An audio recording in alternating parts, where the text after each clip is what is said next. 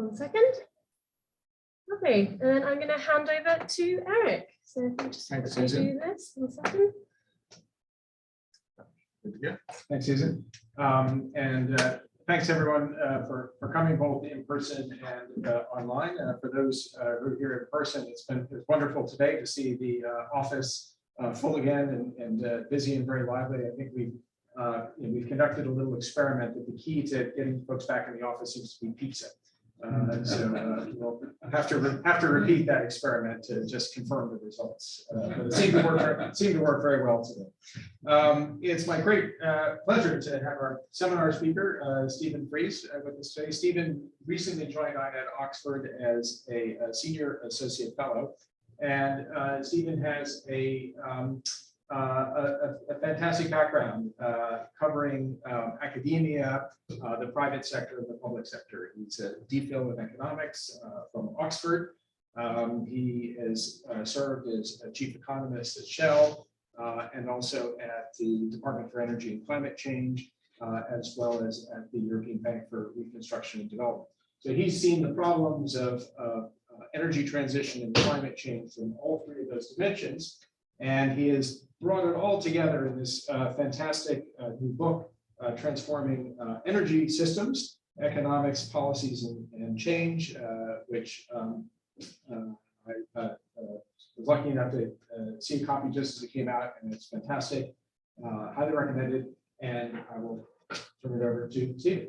Well, thanks so much, Eric, for the kind introduction, and as importantly, thanks so much for the pizza, which I really enjoyed, and enjoyed getting to know folks here at INET. So, of course, transforming energy systems is one of the most challenging and urgent issues that society faces. I know it's clear from the Glasgow Climate Summit and the resolution or the resolve at that summit to close the enormous gap between headline climate ambitions and where we actually are. So that's a bit of context for the book. And then let me just say a bit about the approach of the structure of the book, and then dive into some of the details. So the book really tries to do three simple things. One is a bit of scene setting and context. And so setting out the challenges that we face in terms of getting to net zero emissions from energy, and how energy systems are deeply meshed and intertwined into the economies that they serve. And of course, there's also a temporal dimension to this, and indeed the urgency of system transformation and change to move away from current systems and their heavy dependency on fossil fuels to low carbon alternatives. The second thing the book tries to do is to recognize that we're not starting from scratch, even though we're far away from the climate goals, and that there's been significant developments over the course of the past 2 decades in advancing low carbon alternatives, solar PV, wind turbines, battery electric vehicles more recently, as well as steady gains in energy efficiency over this period. And so part of the book examines the evidence on what's moved us forward to the extent that we have made progress, and to learn lessons from that. And of course, the other obvious observation about the past several decades is that the most obvious policy instrument has essentially been missing in action. So, and that is emission pricing, which has made almost very little contribution to the progress that we've seen. So I think those are a couple of the important observations looking back. And then the key issues going forward is, well, how do you accelerate change? And how do you extend change to going from the piecemeal progress that we've seen so far to system-wide and decisive change that's required to meet the climate goals? So that's a bit of context. So let me now begin with a bit of detail on what it is that has to change. And of course, this is a very well-known schematic of a low carbon energy system from an article by Davis et al. In Science a few years back. And of course, it sets out a number of critical elements of what has to change. And so a low carbon energy system, of course, is going to need lots of low carbon power, particularly from wind and solar, which are now relatively competitive, but also from nuclear in those countries with the capability and interest in running nuclear power, as well as hydro resources and biomass and some natural gas with CCS in the mix as well. And of course, corresponding with that strong push on low carbon electrification would be a deep electrification of the economy itself, the end use of energy end use activities. But for those activities that can't be electrified, we're going to need low carbon fuels, and the obvious candidates I think are now quite clear. So there'll be hydrogen-based fuels, so electrolytic hydrogen, as well as green ammonia, which offers some storage advantages to straight hydrogen, as well as biofuels and synthetic fuels through various processes, and as well as management of residual carbon dioxide emissions from industrial processes and residual fossil fuels. But I really like this diagram, but it's also fascinating for what it doesn't describe as what it does describe. And so this is really a physicist or a system engineer's view of the problem, and as important as that is, it relatively downplays the energy end use part of the story. And just to put these two problems in relative perspective, the capital stock that produces useful energy carriers, that extracts energy, primary energy resources, and produces useful energy carriers, is about 1/10 the size of the capital stock that actually uses the energy and turns it into the things that we actually value, whether it's moving around people or things, or whether it's the productivity of our buildings. The capital stock here is actually much, much larger than the capital stock here. And so in a way, this schematic reminds me of the classic cover of the New Yorker magazine, which is kind of the New Yorker's view of the world, which the skyscrapers and canyons of Manhattan in the foreground, and not much in the background except a few dots for China, Japan, and California. So, so I think when you think about the nature of the problem, this is an important part of the story, but it's not the only part of the story. And that I would argue from the political economy perspective, it's this part of the story, the energy end use part of the story, that is indeed the most difficult one to address. So looking back, how would you think about telling the story of the energy transition so far? And I think there are two bits to the story. If I were to just characterize it in two words, I would say the transformation of energy so far has been really by happenstance and by piecemeal action. And by that, I mean two things.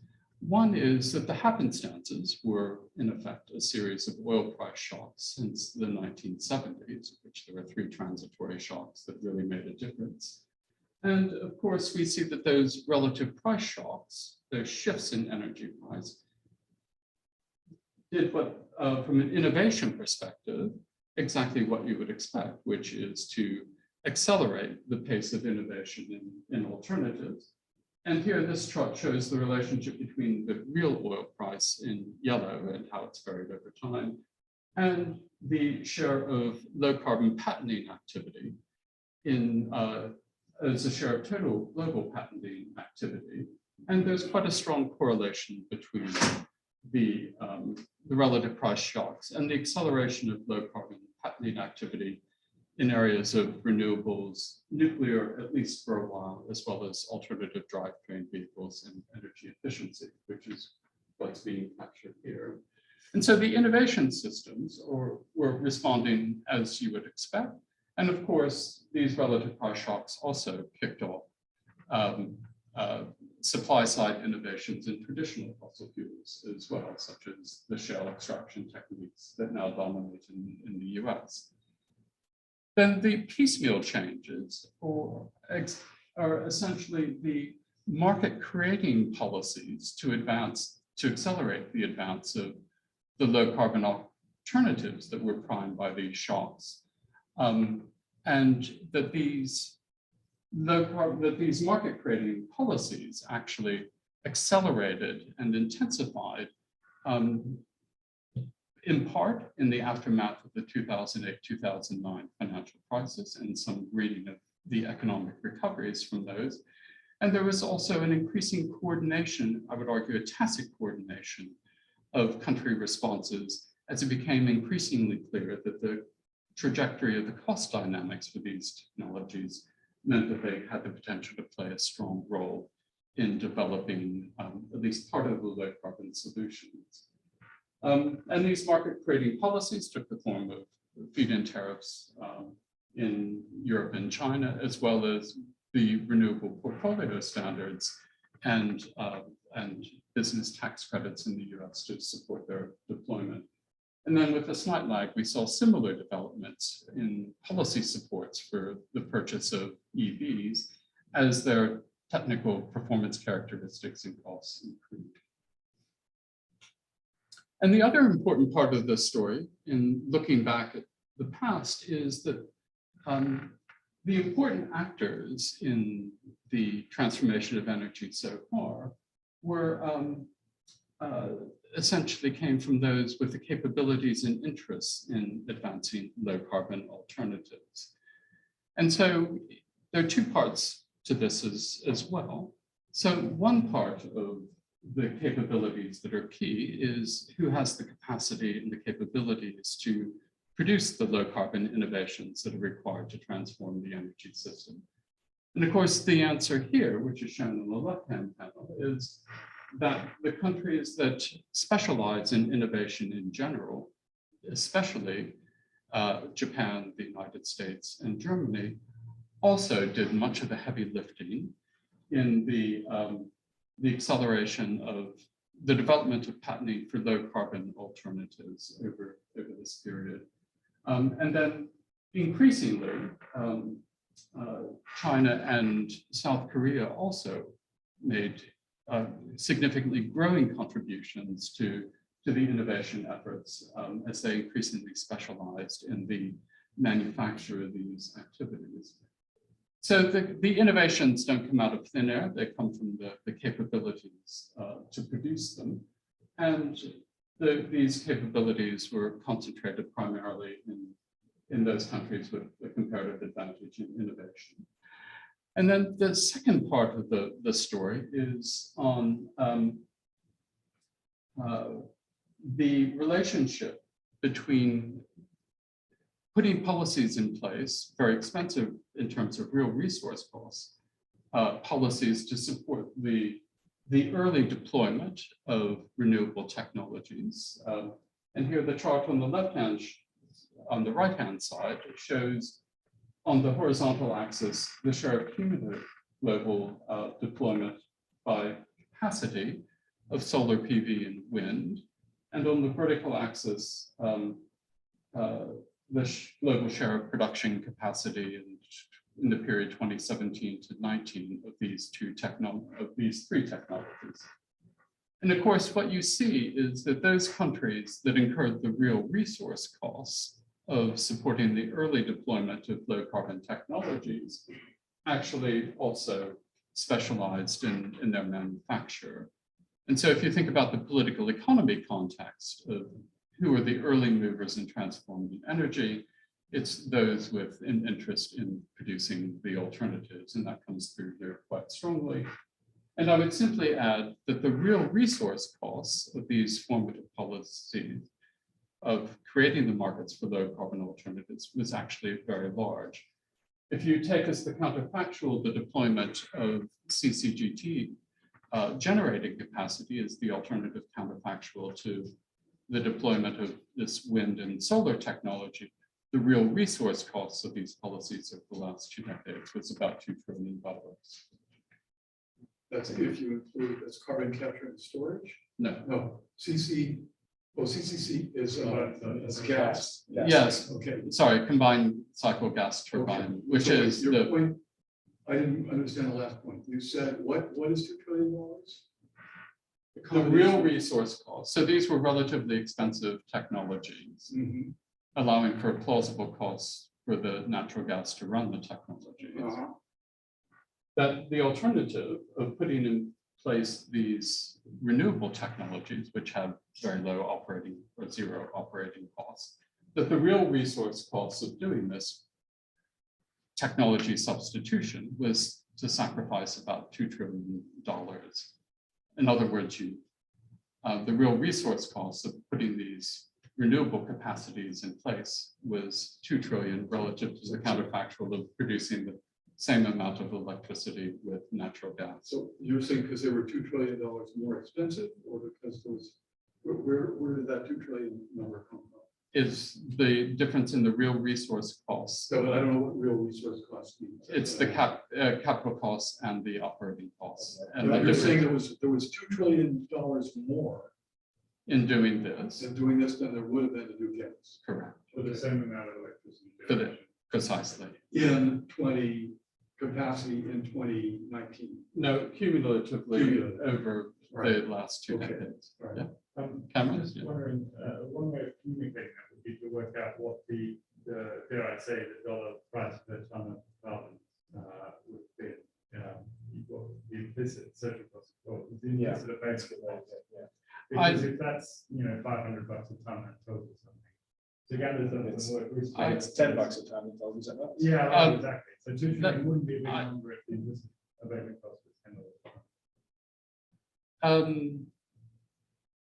Yes, Yeah. but I do, but I think it conflates 2 points. One is the cost of commercializing technology and how you get a return on it Yeah. versus the cost of abatement Right. with a mature technology. And what I've done in the book is to be very careful in distinguishing between the two. And I think it helps in thinking through the policy implications of, yeah.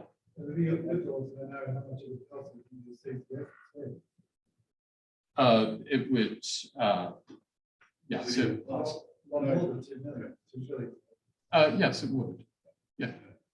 Just So, another, but these are dominant technologies to gas with CCS, obviously. I mean, that's, just one, the $2 trillion is stimulated some. It would also be helpful to just see that in perspective of the, total amount spent on energy, CapEx, OpEx in that period.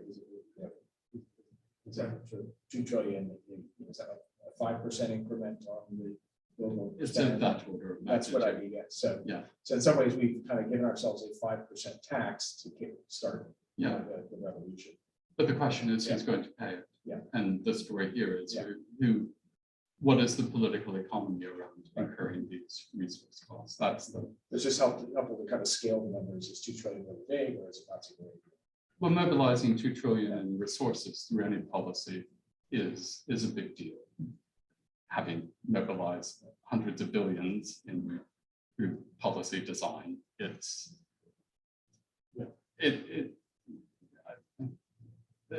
how you think about it and how you scale it, I think is quite important. But mobilizing $2 trillion in resources through any policy is a big ask. I think is the more relevant way of putting it. So let me just recap the story so far. So happenstance, piecemeal change, critical actors, those with an interest in advancing the alternatives, but missing in action was emission pricing. So how do you go from happenstance and piecemeal to decisive and system-wide, which is what the book is really about? And of course, the stock answer in economics is, well, you have two critical market failures and you have two obvious fixes. And indeed, the evidence and the experience so far really bears that story out. And so the three transitory oil price shocks are essentially test runs for emission pricing. It's for low carbon alternatives, energy efficiency, as well as some of the traditional stuff. And the innovation systems in countries that had well-developed innovation systems actually responded the way that you thought they would. Okay. But of course, we know that that's only part of the story, and that the simple stock answer in economics leaves out quite a few important bits. So in addition to the knowledge spillovers that are associated with innovation, we know that there are significant cost spillovers from the early transformation of one highly developed energy system into another. Now, unpack that a bit in a minute. There are profound distributional impacts of changing an energy system. Remember that the capital stock that uses energy is 10 times the size of the capital stock that produces it. That has big distributional impacts if you're changing it. And of course, there are important non-price obstacles to transforming energy systems. There are important energy market institutions that have to, as well as energy infrastructures that have to be adapted to low carbon alternatives. And we know that there's significant information and behavioral barriers to greater efficiency for energy and for materials. So let me just unpack these a little bit. And so in terms of cost spillovers from transforming energy systems, I think there are two that are particularly critical. One falls within the domain of what economists would typically refer to as infant industry type arguments for developing new production capabilities. These are typically made in the context of economic development, but they're significant in this context as well. And we know that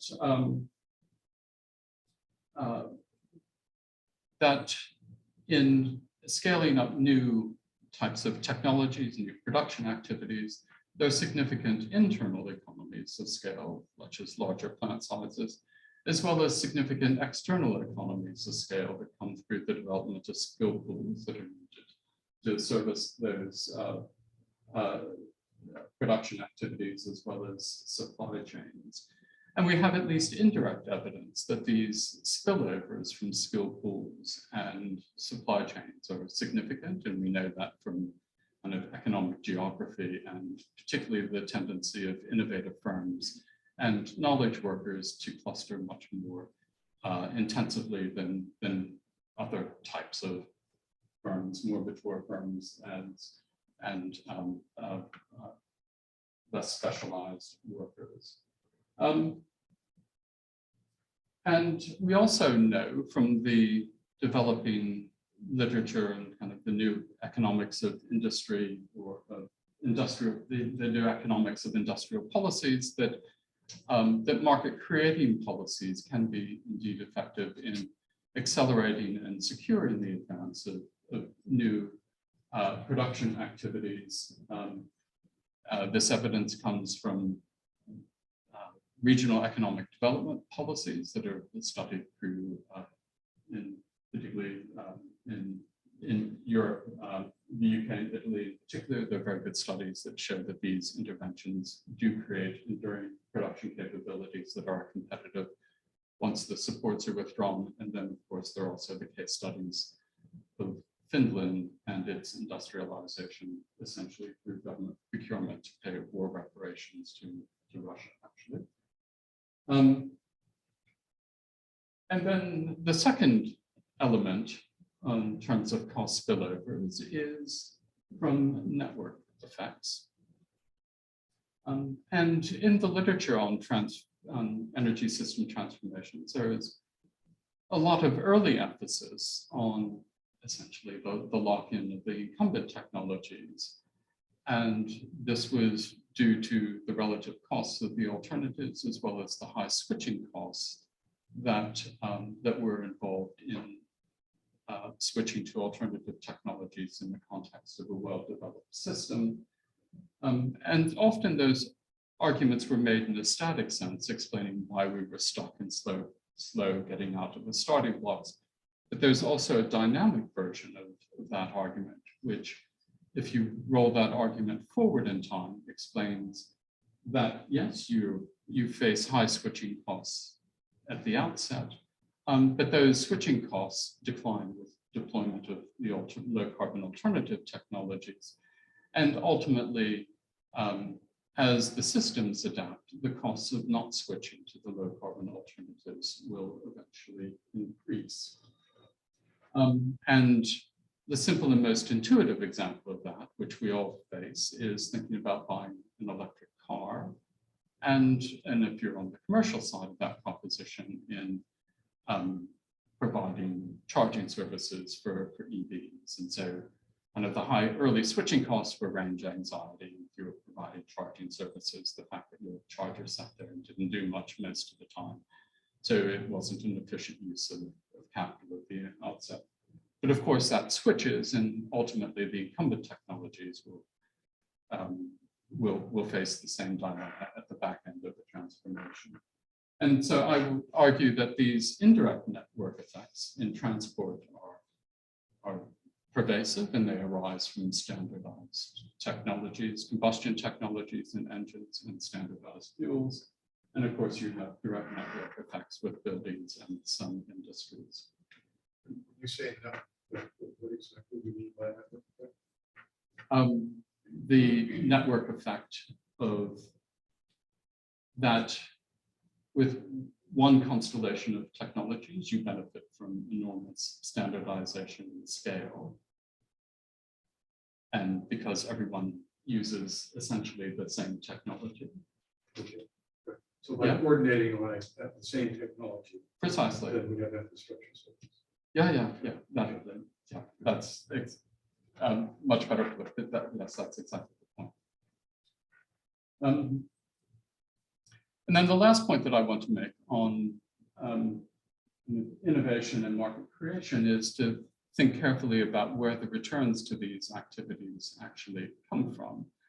And if you have a Schumpeterian view of the world, we know that, that market structures and imperfect competition can play quite a significant role in remunerating the upfront sunk investments, both in R&D and innovation, as well as the sunk costs in scaling up your alternative technologies. And of course, the automobile industry is the classic example of a global industry that has sustained over decades both very high degrees of product innovation, high degrees of product differentiation, as well as high rates of investment in innovation. And it's no surprise that Tesla is now worth $1 trillion. And it's because they can largely differentiate their products and earn a return on their upfront investments. But for many commodity, energy commodities, such product differentiation isn't really an option. And your returns to upfront investments in innovation and market creation come largely from scarcity rents, be it in the oil market or what's particularly crucial in this case is in the electric power market. And we know that the scarcity pricing, particularly in electric power markets, is a much weaker incentive and for innovation. And of course, Jeff Mabbs and Pollitt at Cambridge have done some very interesting work showing the collapse in UK electricity innovation as it liberalized its power markets. Yeah. So market creation versus diffusion. So just to give the example, solar had a niche market for space, but then feed-in tariffs helped. Great point. So in the literature, there's not a widely agreed definition, but there's a very good article by Rob Gross at Imperial and co-authors, which I think sets out very useful rules of thumb for thinking about the early formative stages of deployment up to 5–10% of the potential market size versus diffusion. But you raise a crucially important point, which is how you get from early deployment to mass diffusion. And I'll come to that in a bit. And then, of course, the other returns to these upfront investments in innovation and market creation come from the policy supports on the R&D side, direct public spending, and private R&D supported by tax credits and directed by either policy shifts or relative price shifts, and market creating policies for low carbon, which in the most general form take the form of either government purchase obligations, which are in effect what feed-in tariffs were, or purchase subsidies, which is the grants for buying an EV, as well as direct government procurement. So now let me turn to emission pricing and think about how economists typically think about emission pricing in this dynamic setting. And the standard story is, well, in order to unlock this wave of low carbon innovation, you have to fix you have to impose a carbon tax, emission pricing in some form in order to elicit the innovation response. And that then the R&D supports there are to internalize the knowledge delivers that flow from that innovation. And then emission pricing ultimately puts you on a glide path to mass diffusion and system transformation. But we know that for a couple of reasons that this standard story isn't very credible. And so we have the empirical observation that most countries haven't done it. And either they don't get the basic economics, but I get to meet a government minister or a business executive that doesn't get the basic economics, which was the observation of Maclean. And of course, more formally, Joe Stiglitz and Stern modeled some of these effects more formally in some of their recent work. But of course, you can also tell a very simple story about the story of the UK experience with the carbon price floor for electric power generation. And of course, this policy was introduced in 2013 at £13 a ton for CO2. And the Treasury promised to raise it to $70 a ton by 2030, which was in effect the government's then best estimate of the shadow cost of the 2030 carbon budget constraint. And it's probably not that far off a sensible carbon price. But of course, this policy only operated for 3 years. It went from £13 per ton to £18 per ton over 3 years. And then, of course, huge backlash from electricity intensive industry and consumers. And of course, the policy ground to a halt because of its distributional impact. So it's a clear example of a government trying to implement the textbook answer and not being able to because it took a too narrow view. So let me just touch on a couple of further points. So to a group of economists, I don't think I need to dwell too much on the resetting of relative prices, and I'm sure you're all deeply familiar with the highly regressive distributional impacts of that emission pricing would cause in an economy. We see it obviously in the form of the Yellow Vest protests in France, the rejection of the Swiss referendum, really on distributional grounds. And so it's a highly regressive thing to do. And the other point that I want to make about emission pricing is that you don't really need an economy-wide emission price to fix the problem. And we know enough about the very heterogeneous mix of technologies that are required to fix the problem, but some are very costly, some are not. And the easy to decarbonize sectors are going to be much of electric power, surface transport, road transport, and rail and buildings, with aviation and shipping and heavy industry at the expensive end of the spectrum.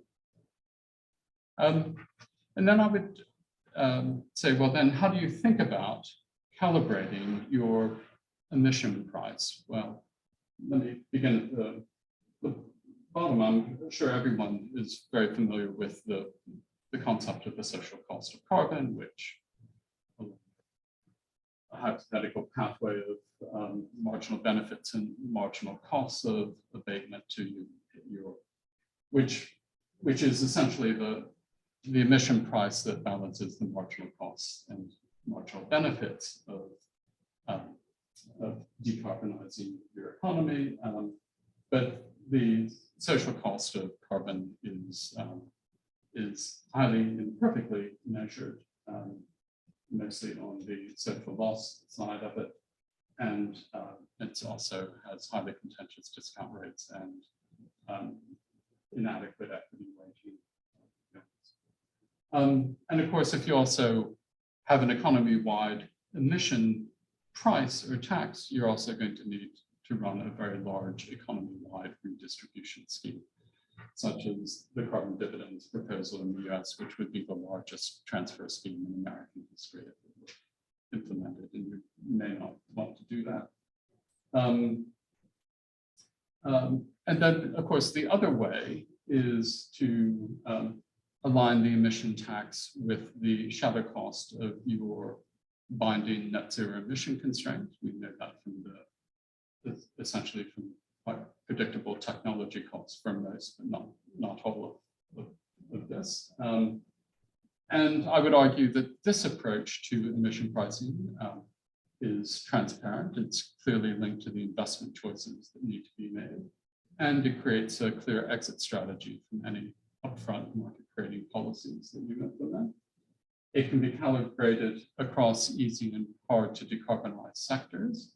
And by happenstance, most of the consumer facing sectors are actually relatively easy to decarbonize. So the long run shadow costs are relatively low. And it's also, I think, consistent with cost effectiveness in that you're not running large relative price shifts through the economy unnecessarily. And that's particularly important in the power sector. If it's easy to decarbonize and you want to massively electrify your economy, you don't want to run the shadow price of decarbonizing aviation through your power sector. One of the critiques against the cost effective approach is, you know, is that it may be statically sensible, but looking over a multi-decadal period, if we think the carbon price that is halfway consistent is going to need to rise, and if we think that there's a lag between the capex and scaling up these industries, then setting the carbon price at the current shadow cost may end up with prices that are too low, and the system that doesn't respond fast enough or early. It depends where you think the market failures are. If you implement, I think, this approach to carbon pricing with effective innovation systems and with market creating policies, you're not slow out of the starting blocks. Okay, because the innovation policies that you're relying on them doing the work. And the market creating policies doing the work up front. And it creates the right political economy dynamic because you build interest in the carbon alternatives, you drive down the cost of reaching your endpoint, and you bring in emission pricing in sequence to drive the end, but not to get you out of the starting blocks. And we know that if you do it the other way around, you get stuck. I want to just make sure I understand what you're saying. So you're saying you're basically making the tax dependent on the use. So if you're in steel, you have a large part of the tax, and if you're vehicles that don't need such big tax, you make it adjustable. Yeah. And then you make, okay, and then in addition, you do other things like stimulus to research or whatever, such as regulation. Exactly. Yeah. And it's what I'm proposing fits together in sequence, and it's covered. just building on that, for the market creating policies that you put up front, some of them would be sort of carrots, credits, things like that. But we've also seen sticks, but quantity sticks. So like exactly. portfolio standards, Precisely. rather than pricing sticks. Yeah. Well, the political, we've had another presentation a while ago. The political economy around quantity-based standards is much better. It's just easier because they are sectorally based. They're less transparent to consumers. So just from a political standpoint, evidence says because we have been able to implement them to some significant degree. That's sort of good fashion evidence that. I agree with most of that, but I would say that the feed-in tariffs that we used here did pick up other costs. Yeah. Including synthetic CO2. So when you say emission tax, you're including things like portfolio standards as an emissions tax? Or you mean specifically a tax? Here I'm referring specifically to a tax, but it's sequenced along with some of the other things that help get you out of the scarring plots. Yeah. And so the book is really promoting this unorthodox sequencing of policies, which is to use market creating industrial policies up front, especially in those countries that specialize in innovation and manufacturing of the low carbon alternatives. And at the same time, you want to commit to your long run decarbonization goals of net zero emissions by 2050, by mid-century. And that can be broken down by sector. You might want to go more quickly in the automobile sector, slower in others.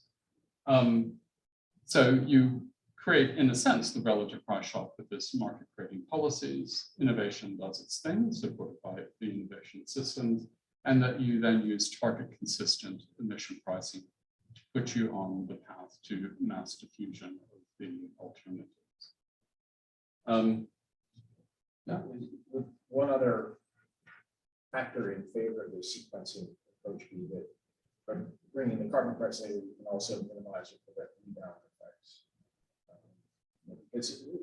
Some of these other policies may succeed in driving the carbon alternative, but then the prices of the high carbon stuff starts diving. But having a carbon tax would minimize that rebound effect. Yes, that's possible, but I would argue that the energy transition doesn't necessarily deliver a low long-run price for traditional fossil fuels. And we can have a conversation around why that's the case, but I think it's pretty obvious that it's not going to be $20 a barrel. To direct R&D tax credits or innovation subsidies for low carbon innovation. Do we do that by saying it can't go towards fossil fuels, or do we pre-specify that it can be used for certain technologies?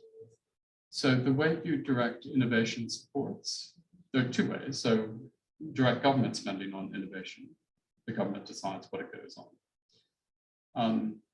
For the policy supports for private sector innovation are technology blind. And so the direction for private innovation takes its lead from relative price shifts and from policy innovations that direct innovation towards those activities that businesses think will be profitable. Is there not a risk that the technology neutral private incentives could dampen or offset the effect of relative price changes? Because if it's technology neutral, that innovation subsidy could be used for their products. It could be, but if you fix the relative prices in the economy in the way that I'm suggesting, the innovation will go in the other direction. And in fact, we've seen a steady decline in private investment in innovation in traditional oil and gas activities from about the middle of the past decade. But no, I'm not aware of any governments that have effectively designed their tax credits. They're all designed to support a type of activity that's deemed to be R&D. They're not designed to support particular types of R&D in the main. How about technology choices, regardless of choosing which among the alternatives we choose to build infrastructure? Yeah. Is in the framework something that's government choice rather than choice.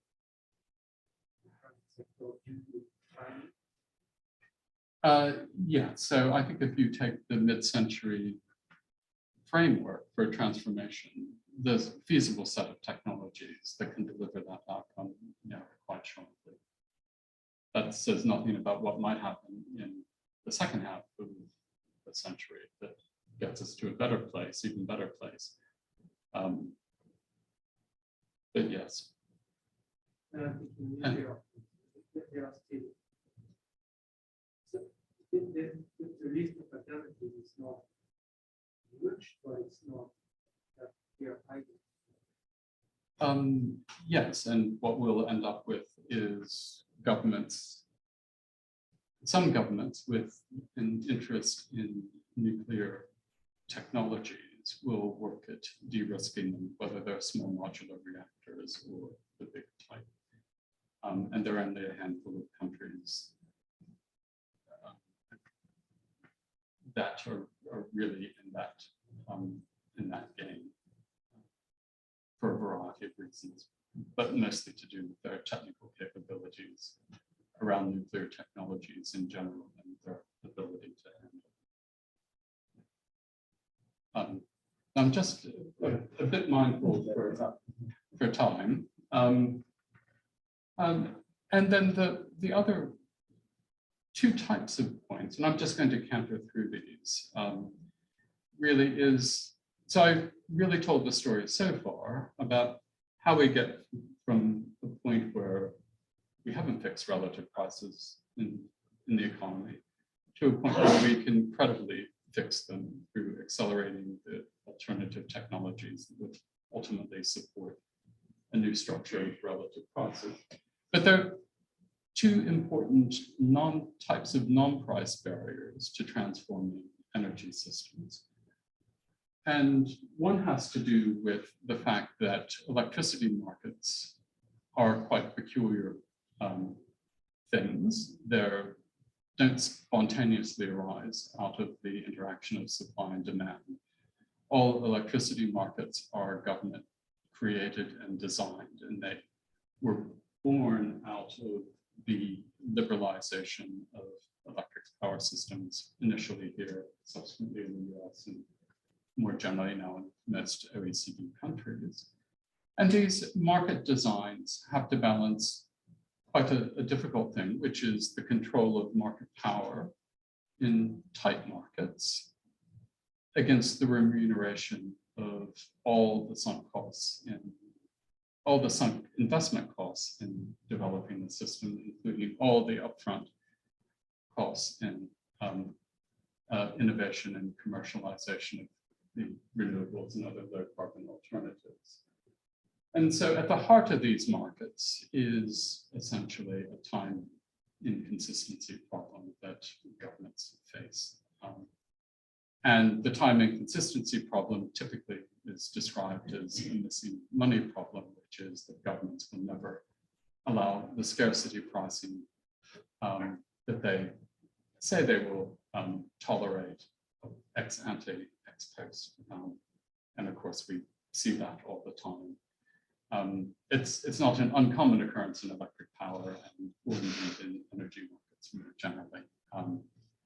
And so the scarcity pricing mechanism in these markets doesn't really work very well. And we know that often they're designed to be complemented with capacity remuneration mechanisms. And so capacity remuneration mechanisms are simply devices to reward the provision of power in tight markets, which is what capacity is really defined as. And so these markets are typically supported with additional backstops. But the important thing to realize that in power markets, you need to get the market design right. Typically, these markets are designed with a view to the incumbent technologies. And as you transform the technologies to their low carbon alternatives, you have to make sure that your capacity markets and your other markets that support them, the market for balancing services and the market for ancillary services, is adapted to your low carbon technologies. And that's quite key to minimizing the system integration costs of building out renewable capacity in your system. And these system integration costs relate to the balancing of supply and demand profiles, as well as balancing the market in terms of unexpected supply and demand shocks, as well as the network infrastructure. And so you just can't assume that the electricity market will do the right thing. It requires very active and careful reforms. And the other non-price barrier to the diffusion of the full technologies that are required to deliver the outcomes relate to well-known barriers to investments in energy efficiency. This is a very well-established literature in economics. And the barriers to energy efficiency relate to information asymmetries, split incentives, particularly in rented accommodation, another type of principal agent problem, as well as fairly convincing evidence around bounded rationality and present bias, at least in household decision making. And so they need to be addressed primarily through regulatory means. If you try to fix them through price means, you're not assigning the right instrument to the problem at hand. So let me just draw this to a close. And so the book is really just setting out an unorthodox domestic energy reform strategy that begins with clear climate goals, as well as emission standards consistent with those goals, so the quantitative constraints, at least in the future. So net zero emissions in sector X by date Y, they don't all have to be the same.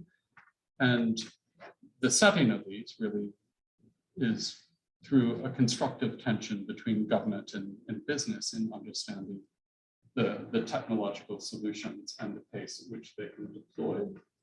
And then the comprehensive domestic energy reforms is both the traditional R&D supports that governments provide, along with market creating supports for the early deployment of low carbon alternatives. Sector emission taxes at the net present value of your best guess at the shadow cost of the binding net zero emission constraint. And then fixing your non-price barriers to change. And I argue that these can be sequenced to build low carbon interests and policy credibility that paves the way for emission pricing as needed to scale and promote the widespread diffusion. And I think what I'm proposing both deals with the most difficult distributional impacts of the transformation without compromising cost effectiveness. And then, of course, no country can do this on its own, and there are important aspects of this which require international coordination. I think in those easy to transform parts of the energy system, there is significant scope for tacit coordination to accelerate and drive the change. And I would just pick out an example from the Glasgow Climate Summit and the Zero Emission Vehicle Initiative, which I think was exactly along the right line of tacit coordination of a sector-driven transformation. But that's not really replicable in heavy industry. We need some form of emission pricing and border carbon adjustments. And international aviation and shipping, because they're internationally traded services, will need some formal cooperation to resolve. And so the key points: unorthodox reforms plus making the best use of tacit coordination across countries can, I argue, get you to decisive system.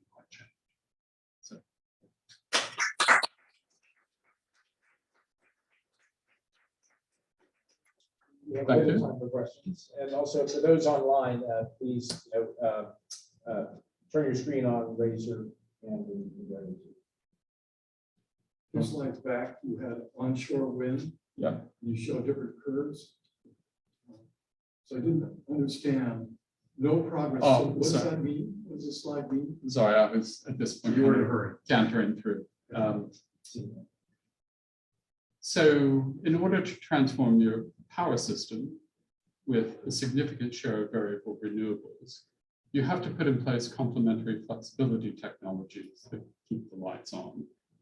There are three key types of flexibility technologies. One are system interconnections, which allow you to diversify across your renewable resource base. The second is storage of various types, kinetic or chemical battery, and then demand response. And the key thing is, and this is a chart from Goran Strabic at UCL.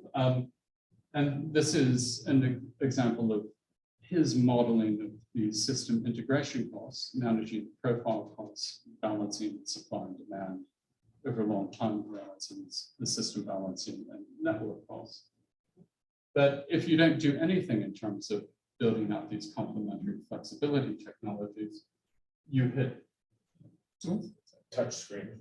Oh, right. Okay, sorry about that. You hit quite rapidly increasing system integration costs, particularly because it's very hard to balance the demand and supply profiles. That's the biggest of these costs. But the more you can do on building out simultaneously these flexibility technologies, you make no progress. So we're already what, 35%, 40% wind. So you get to quite high system integration costs. You consider around £30 per megawatt hour, at which, you know, if your wind is costing you 30 or 40, that's quite a lot. But you can keep it at quite low levels of less than $10 per megawatt hour with the build out of these complementary flexibility technologies. And that's what his system modeling is showing. And I was making the policy point around that. In order to get this to happen, you need to adapt your market designs. So, Just to make sure I understand what you're saying though, this incorporates the cost of those flexibility technologies. it does. Saying, even though you're paying for the flexibility technologies, if you just do them up front, then you get the lowest curve. Correct. Versus you don't do anything and then is this because you're paying just extra costs because you have a lot more electricity capacity generation than you really need? Or Yes. that's where the cost is coming from? Exactly. It's So in other words, it's an inefficiency in the capital. yeah, stock. these flexibility technologies are cheap. Is really what this is saying. Correct. Yeah. Yeah. Yeah. Interconnection and demand Yeah, so management it's in kind of- particular is very cheap. Yeah, And you're thinking it's batteries. a no-brainer to do it that way. Yeah. Exactly. But you must be making assumptions about how, well, and those dots are actual examples, These are his model simulations. model simulations. For what would, so it's a UK power system model. All right, And he's simulating, if you just build out loads of wind, this is what would happen to your integration costs. So the cost of balancing supply and demand profiles with the traditional types of technologies that are on the system. Yeah, which was your point. and so therefore he's making assumptions about the cost of energy storage, just probably around current cost or whatever 2016 cost. Yes, Yeah, okay.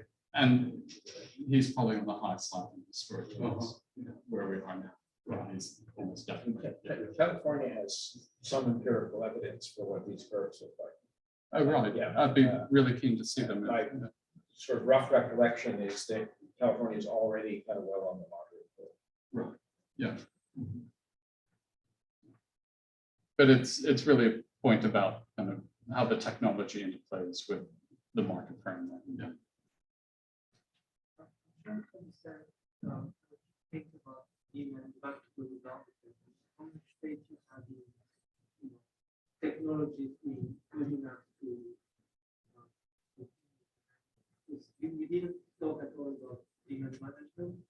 except through essentially price mechanism will come at the end. If I'm correctly. So, So yeah, so why? So I understand the point, the generic point around rebound effects, but if you can get to a low carbon constellation of technologies, do we really care? yeah. Okay. Yeah. Yeah. And I'm interested in a bit more about the international cooperation pieces, because that's Yeah. does it come down to who plays with the giants? So I took the view that really, if you want to succeed, you have to minimize the domains over which you have to have formal cooperative agreements across countries. And we know from the political science literature that in order to achieve and sustain cooperative agreements internationally, you basically need a dominant actor. For much of the post-war period, that dominant actor has been the United States, but that game is over. And so what I set out here is an international strategy that relies mostly on tacit coordination and getting to international market competition as quickly as you can, and minimizing the domains over which you have to have formal cooperative agreements across countries. And I think you only really need it in international aviation and shipping, and you can probably use the Nordhaus type argument of carbon border adjustments and non-cooperative strategies in heavy industry, where I think, because heavy industry is producing mostly internationally traded materials, you need something, you're going to need something like that to both get out of the starting blocks and to drive the international.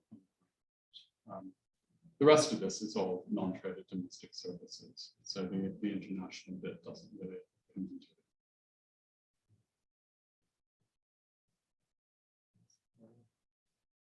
Questions or comments? Anyone online want to chime in? Could I maybe just ask a follow-up on the last one? So you're saying, say, take aviation. Yep. Then it's because the planes are flying from country to country, and Yep. the providers are based in different countries. Yep. And so, but rather than having internet, if there are some first movers, the first movers could put border taxes on, effectively to say, if you're flying into our country, you've got to pay this. And Well, the Europeans tried to do that Yeah. with aviation, and the US threatened to retaliate. I see. So it's politically, it was not feasible. Yeah. I see. Because they felt their carriers were being discriminated against. Yeah. Yeah. Or they didn't want their consumers. Yeah. Was that in the WTO? No, the EU tried to do it unilaterally and didn't get very far. If there aren't any other questions, if I could ask a final question, and it relates to what we're talking about actually before the seminar started, that we were experiencing a major global energy shock at the moment. It'd be interesting, just to get your general perspective and your experience on how that shock is likely to ripple through and its impacts. But then second, if you were advising governments on how that shock could be used to accelerate this transition, how policies you recommended might intersect with that, what would you say? The second question is easier to answer than the first. And I would say that the responses both in Europe and in the Biden administration, it's been largely the same, which is, and I think it's right to align essentially the energy security imperatives with the climate agenda. And they actually, in these circumstances, do align and reinforce each other. That's not always the case. And they're also, in this current context, extreme context, there's likely to be some increased recourse to coal, particularly in Europe, to keep the lights on. particularly if the crisis becomes protracted.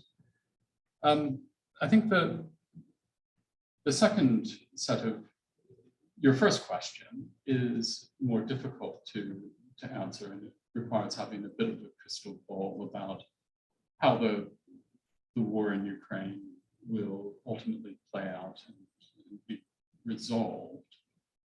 I think my working assumption is that it's not going to have a neat and tidy resolution, and that the tensions in the energy system, I think, are likely to be some persistence. I don't think that there's a fundamental problem on the oil side of the market, and that there's probably enough capacity around to keep supply and demand balanced, even if Russian barrels, some get blocked from export, or some of them obviously will also lead to Asia in one way or another, probably. But I think the difficulties are much more pronounced on the natural gas side. The natural gas market was much tighter than the oil market going into the crisis, and expanding. And it's particularly short on LNG, which is what Europe needs, and will need a lot in a hurry.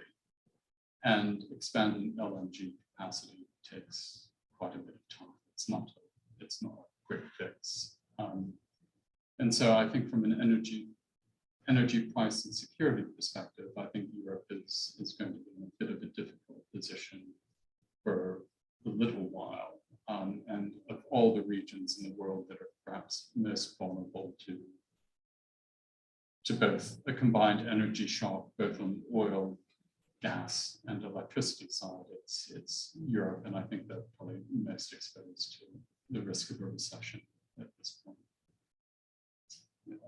On that cheerful note, I think it's not totally related to the long-term view, but I was wondering what was your opinion about the debate right now about excluding gas from the price fixing method in many countries, at least in Spain. There is this marginalist method to fix the price that is paid to all sources of electricity based on the most expensive one, that happens to be natural gas now. Yeah. And then, so now some people are suggesting that they even brought that to opinion, taking gas out of the mix. And I don't know, I was thinking that on one thing that can derive from that is that, of course, if you're paying more to everyone because gas is more expensive, that gives an incentive to invest long term in cheaper vehicles. Yeah. But then what we were seeing is that mostly that extra benefit that they get from the other energy, the gas price is so high, goes to like profit, like distributed profit, not invested. So I don't know what you think about that. Also having something like within the industry. So I don't know the Spanish circumstances particularly well. I know the UK set up much better. It's helped design it. But in the UK, the contracts for differences are doing exactly what you want them to do in the current environment. So and those contracts are essentially returning money from generators back to the consumers. That's how the scheme is set up. And so, and we're in a situation now where I don't think you still want short-run marginal cost pricing in the power sector. Even include gas. Yes, but what I think the price that isn't quite right in the EU in particular is the emission allowance price. The emission allowance price on generation, and the wholesale price for power in Europe is twice the strike price for the Hinkley Point nuclear power plant. You don't need higher power prices in Europe to drive the decarbonization of the system. And the key thing now is credibility of the policy framework and the mobilization of long-run investment in alternatives to diversify the European system away from Russian gas. Is somehow against the price. The price of what about, but you still would want strategically to diversify. My point Well, being you need to. you need to diversify away from Russian gas, absolutely. That's the unavoidable consequence of Russian aggression. Otherwise, Europe is going to be strategically vulnerable to an obvious hold-up problem. And then the other direction you want to move in is to build out your low carbon capacity as quickly as possible. And all your low carbon capacity in Europe is now deeply in the money. And what's important is that policymakers don't act arbitrarily in manipulating price signals, because one reason why we haven't gotten out of the starting blocks is nobody trusts the policy frameworks. We have a huge energy policy credibility problem, fundamentally. And what you were describing just makes it worse. If you have a distributional problem, I would argue you want to do what the UK Treasury did, which is just give lump sum transfers, not distortion. Yeah. But I'm afraid we have to wrap up, but feel free to continue the discussion and let's give a final. Thank you.